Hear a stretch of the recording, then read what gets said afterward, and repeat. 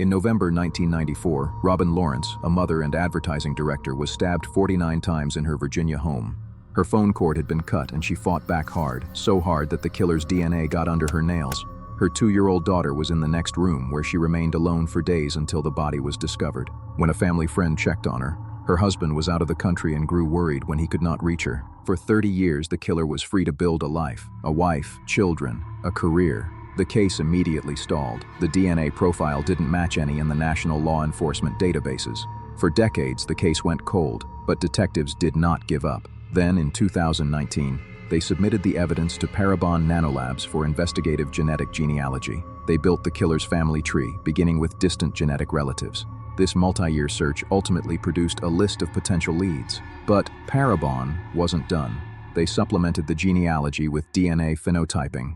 From the DNA, they generated a digital composite predicting the suspect's face and features. Detectives correlated this composite with their list of leads, searching for pictures, comparing them to the composite. They weren't sure this new method of detective work would work, but then they matched one of the leads to a 1988 high school yearbook photo and 1998 DMV ID.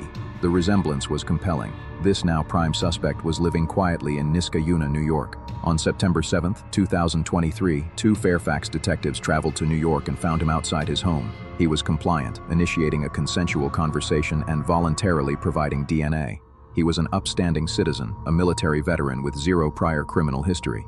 Later, while the detectives were in their hotels preparing to head back home, they got a call from the suspect. "I want to talk, and I want to talk right now." His name, Stephen Smirk.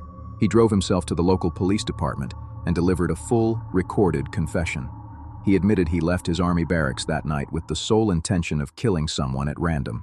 He confirmed forcing entry and described the frenzied, fatal attack while Robin Lawrence pleaded for her life. The defining statement, the psychological truth of his 30-year secret, was a profound admission. I am a serial killer who's only killed once. Honestly believe that if it wasn't for my wife and my kids, I probably would be a serial killer. The DNA was a match, of course it was.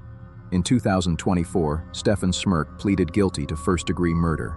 In March 2025, he got the maximum sentence, 70 years in prison.